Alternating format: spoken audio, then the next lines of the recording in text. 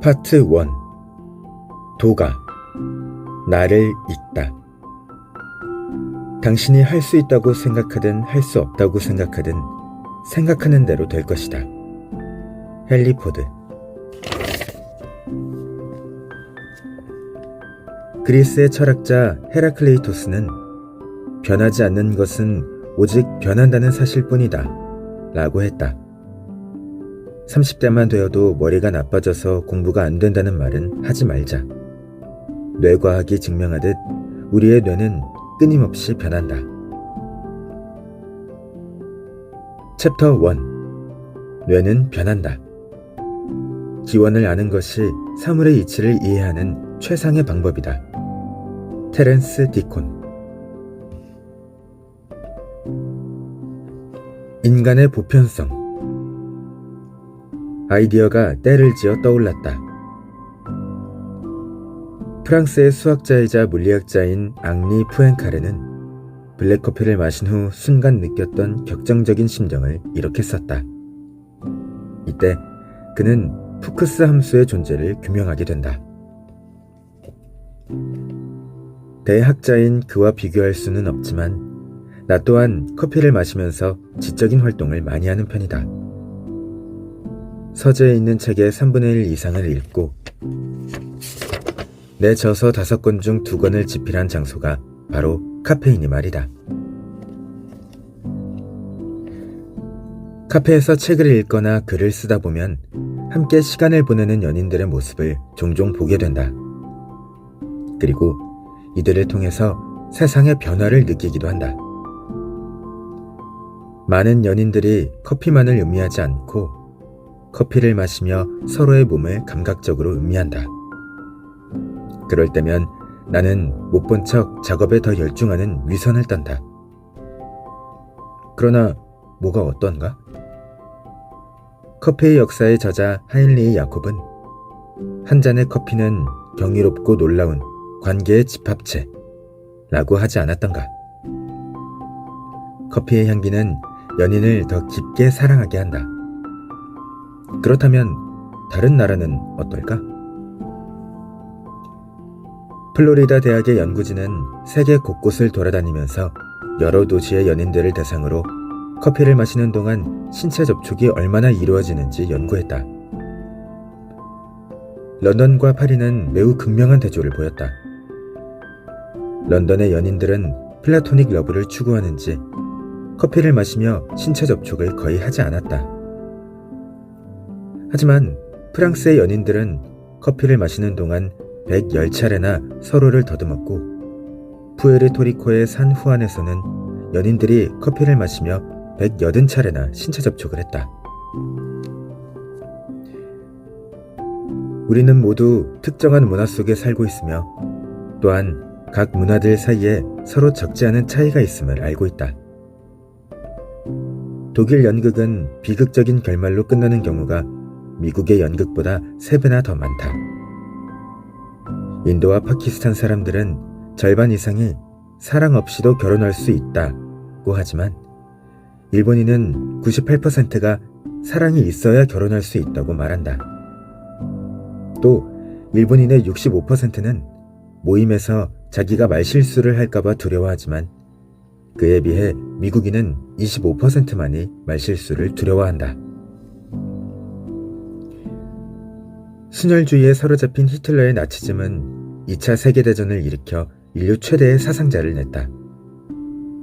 이후 문화인류학자와 사회과학자들은 각 민족과 문화의 차이에 대해 더욱 맹렬히 연구했으며 문학에서도 다양성에 대한 찬양이 중요한 주제가 되었다. 최소한 교양이 있는 사람이라면 문화적 차이를 인정해야 하며 만약 푸에르토리코 연인들의 커피 마시는 모습을 비난하는 이가 있다면 이제는 오히려 그가 주변 사람에게 비난을 면치 못할 것이다. 이처럼 문화적 차이와 개성을 존중하는 환경에 둘러싸여 살아가다 보니 우리는 모두 하나의 인종에 속한다. 미국의 철학자 콰메 앤서니 아피아는 사실을 잊곤 한다.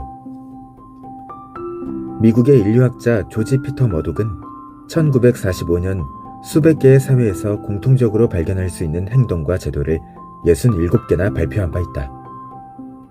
이를테면 근친상간 금기, 나이 서열, 신체 장식, 달력, 청결훈련, 공동체 조직 같은 것들은 어느 사회에서나 공통적으로 발견되는 것들이다. 그 목록은 다음과 같다.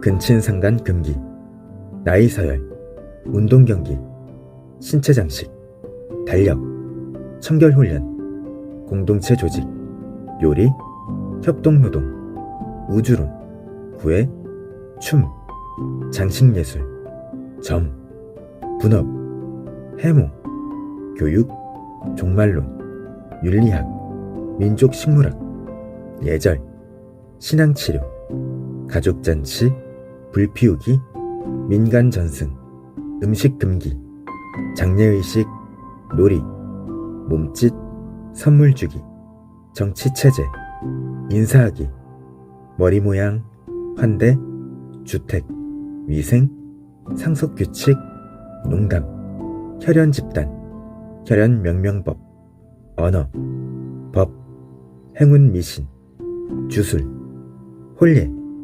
식사시간, 의학, 조산술, 처벌, 개인 이름, 인구정책, 양육, 임신관리, 재산권, 초자연적 존재 달래기, 사춘기 풍습, 종교의식, 거주규칙, 성적 규제, 영혼 개념, 지위 분화, 외과 수술, 도구 제작, 거래, 방문, 날씨 조절, 천짜기.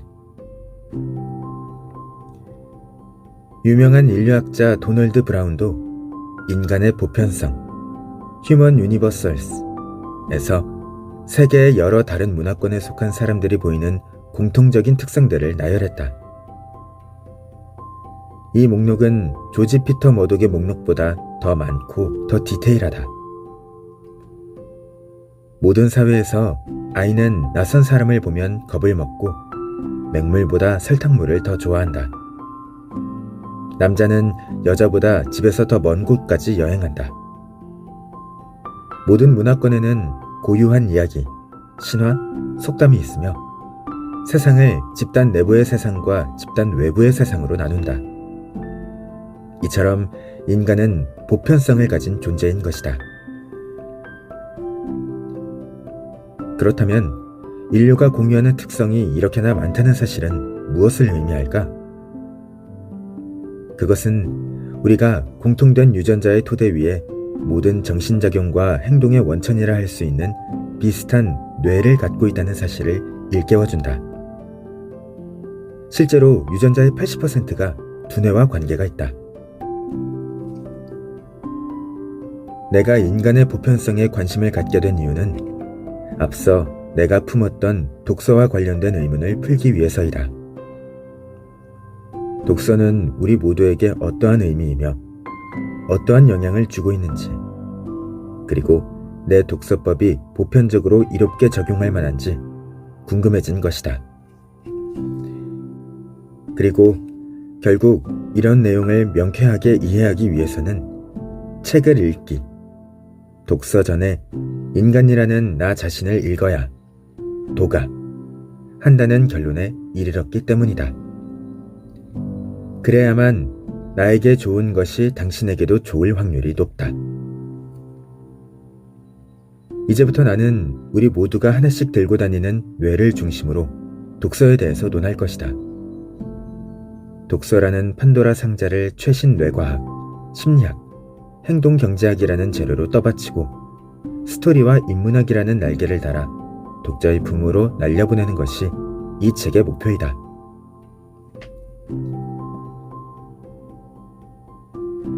변화하는 뇌, 뇌의 가소성. 세계적인 뇌과학자 라마찬드란 교수는 3주 전에 왼쪽 팔꿈치 아래를 절단하는 수술을 받은 빅토르라는 환자를 진단했다. 그는 지적 능력도 정상이었고 신경학적으로도 큰 문제가 없는 듯 보였다. 그런데 얼굴에 자극을 주자 엉뚱한 말을 하기 시작했다. 선생님, 지금 제 엄지손가락을 만지는 것처럼 느껴져요. 놀랍게도 그는 이미 절단되어 없는 왼쪽 엄지손가락에서 촉각을 느꼈다. 또 볼에 물 한 방울을 떨어뜨리자 절단된 왼팔 아래로 물방울이 흘러내리는 것 같다고 말했다. 조사 결과 그의 왼쪽 뺨에는 절단된 왼팔에 대한 감각이 그대로 있는 것으로 밝혀졌다. 이런 증상을 의사수족증, 팬텀 림즈이라고 한다. 도대체 빅토르에게 무슨 일이 벌어진 것일까?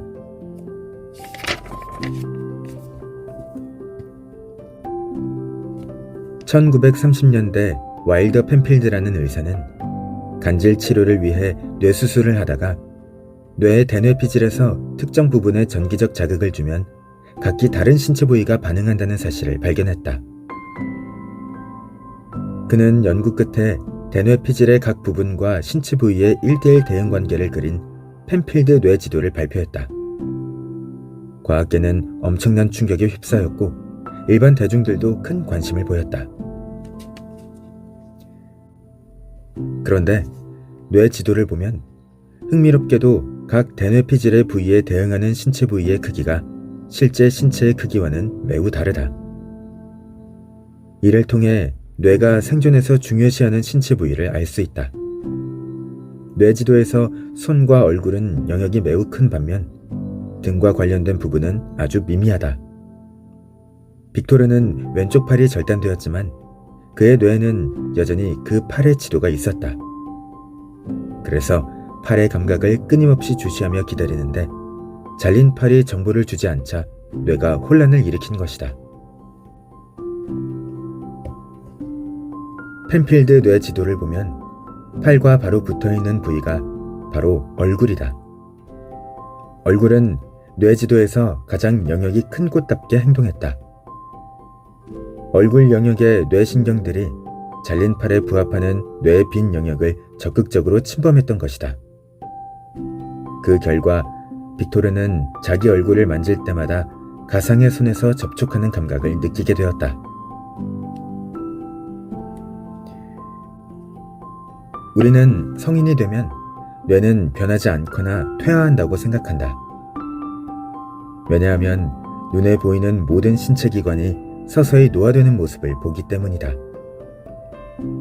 피부는 늘어지고 머리카락은 휘어지며 근력은 떨어진다.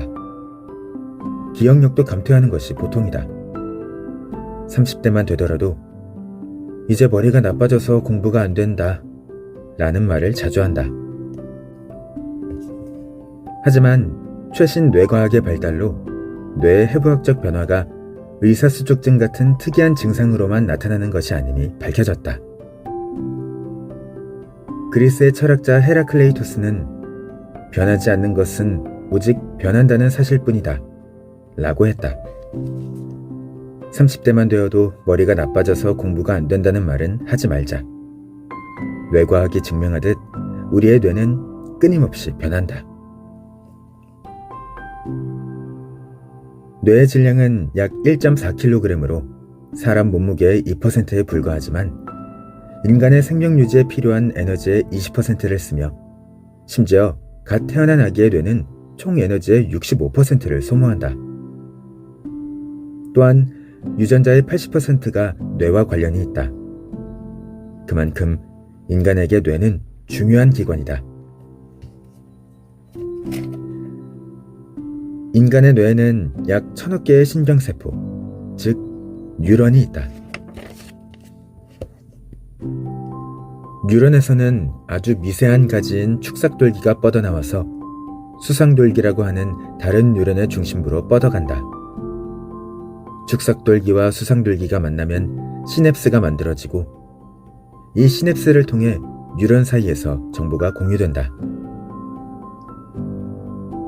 뉴런은 빠를 때는 1초에 100m의 속도로 우리 몸 구석구석까지 전기신호를 전달한다. 뉴런은 전기신호를 받으면 시냅스를 통해 화학적 형태의 도파민, 엔도르핀, 세로토닌 등 약 100종류가 넘는 신경 전달 물질을 내보내 소통한다. 데카르트는 1641년 성찰록에서 뇌를 시계나 펌프와 같이 완전히 기계적인 도구로 묘사했고, 이후 뇌를 기계와 같은 것으로 보는 경향은 산업혁명을 겪으면서 더욱 공고화되었다. 뇌의 신경 조직은 마치 증기기관 같은 기계처럼 여러 부분으로 구성되어 있으며 각기 정해진 특정한 목적을 지니고 있다는 것이다. 노벨상 수상자인 신경해부학자 산티아고 라몬 이 카알은 1913년에 성인 뇌의 중심에는 신경 통로가 고정되어 있고 막혀 있으며 변할 수 없는 모양을 하고 있다 라고 단언했다. 20세기 중반에 생각하는 기계라고 불리는 컴퓨터가 등장하자 많은 과학자들과 철학자들은 인간의 지능을 CPU로, 인간의 기억을 메모리칩이나 하드디스크로 비유하면서 뇌의 신경회로와 기능이 마치 진화된 기계, 컴퓨터인 것처럼 말하기 시작했다. 그들은 뇌는 시계나 증기기관, 컴퓨터처럼 결코 변하지 않는다고 믿었다. 그런데 1968년 미국 위스콘신 대학의 마이클 머제니치는 원숭이 실험을 통해 영장류의 뇌는 스스로 변한다는 것을 증명했다. 그는 원숭이의 손에 상처를 내어 감각신경을 절단한 뒤 뇌가 어떻게 반응하는지 살펴보았다. 손가락 아래쪽의 관절을 건드리자 처음에는 뇌가 혼란을 일으켜서 이미 감각신경이 절단되었음에도 손가락 끝에서 보는 감각으로 착각을 했다. 그런데 몇 개월이 지나자 이러한 뇌의 혼란이 사라졌다. 뇌가 스스로 재정비를 했던 것이다. 하지만 원숭이에게 했던 실험을 사람에게 할 수는 없었다. 1990년대에 MRI가 등장하고 나서야 뇌 연구는 획기적인 진보를 이룩하게 된다. 1990년대 영국의 연구자들은 인간 뇌의 변화에 대한 탁월한 연구 결과를 발표했다. 런던의 택시 운전자 16명의 뇌를 MRI로 촬영했더니 뇌에서 해마의 뒤쪽, 즉 환경에 대한 공간적 표현을 저장하고 조직하는 기능을 담당하는 부분이 평범한 사람에 비해 훨씬 컸다. 이 부분의 신경세포가 두드러지게 많았던 것이다.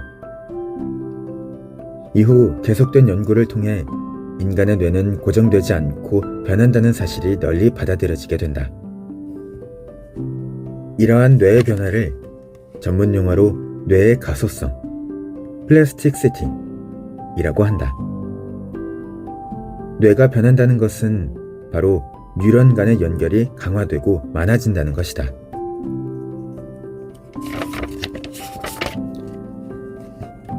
그렇다면 어떻게 하면 뇌를 변화시킬 수 있을까?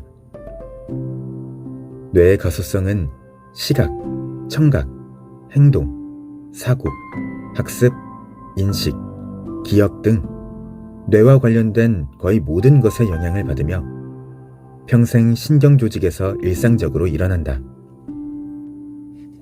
특히 뇌의 변화는 런던의 택시기사 연구에서 보았듯이 특정 경험, 훈련, 연습 등이 반복되었을 때 더 강하게 나타난다.